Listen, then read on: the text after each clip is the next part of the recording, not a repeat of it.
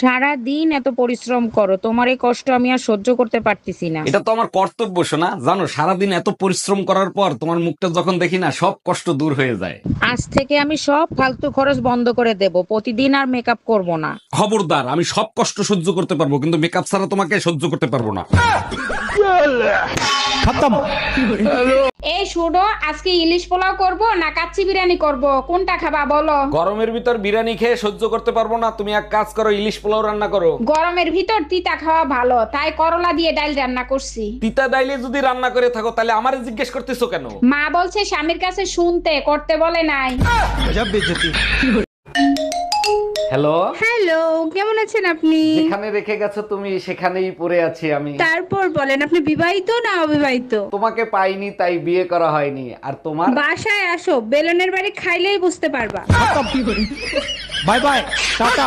Baby please, শেষবারের মতো আমার সাথে দেখা করো, আর কোনোদিন তোমার সাথে দেখা করতে চাবো না, প্লিজ বেবি।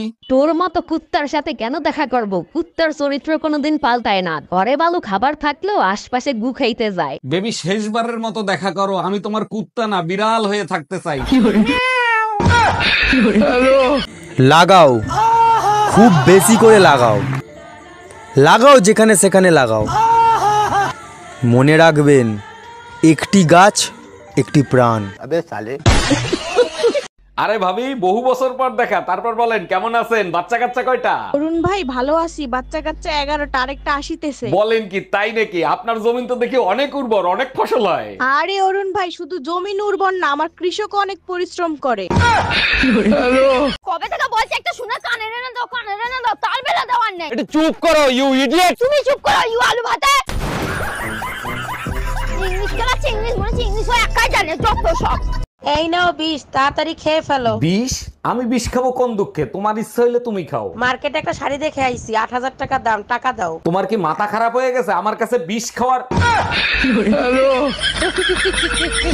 অরুণ ভাই, আমার বোনকে পাঠালাম আপনার সাথে কুলফি খাইতে, আর আপনি নাকি তার বিয়ের প্রস্তাব দিয়েছেন। জি ভাবি, ঠিকই শুনছেন, আপনার বোনের সাথে আমার বিয়ে দিয়ে দেন প্লিজ ভাবি। আমার বোন তো কালো, ওর মধ্যে কি এমন দেখলেন যে বিয়ে করার জন্য পাগল হয়ে গেলেন? কালকে ও যেভাবে কুলফি চুষে খাইছে, আমার দুইটা মাথাই নষ্ট হয়ে গেছে। ভাবি, আপনি তো ড্রাইভিং পরীক্ষা দিতে যাবেন, একটা প্রশ্ন করব, উত্তর দিতে পারবেন? আরে অরুণ ভাই, আপনি যে কোনো প্রশ্ন করেন, সব প্রশ্নের উত্তর আমি দিতে পারবো। আচ্ছা বলেন তো, রাস্তার উপর কবরের মতো যেটা দেয়া থাকে, ওইটা কেন দেয়া হয়? ওইটা দেখলে বুঝতে হবে গাড়ি স্লো করতে হবে, কারণ রাস্তা প্রেগনেন্ট হয়ে গেছে। আমরা দুজন কাজের ফাঁকে ঝগড়া করে যাই। তোমার কথা শুনলে হাই আমার শরীর জ্বলে যায়। তুমি এমন ঝগড়াতে জানলে করতাম না বিয়ে। আচ্ছা বেবি, তোমার মিষ্টি কণ্ঠে আমাকে একটা গান শোনাবা? না বেবি, সবার সামনে গান গাইতে আমার লজ্জা করে। শুধু এক লাইন গাও, তাতেই আমার জীবন ধন্য হয়ে যাবে। আচ্ছা ঠিক আছে।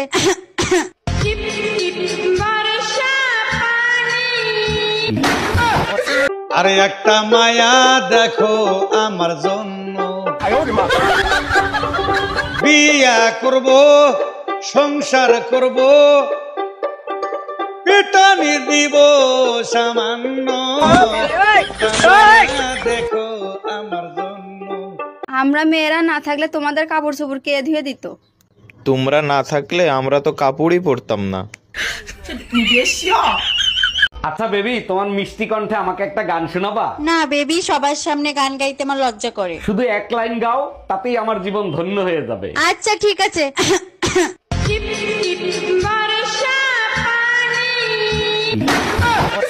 আমি রান্না করতে পারি, এটা আমার যোগ্যতা। কেউ খেতে না পারলে সেটা তার ব্যর্থতা। ও ঠিক আছে, আমিও একটা বিয়ে করতে পারি, এটা আমার যোগ্যতা। কেউ যদি সতীন ঘর না করতে পারে, সেটা তার ব্যর্থতা।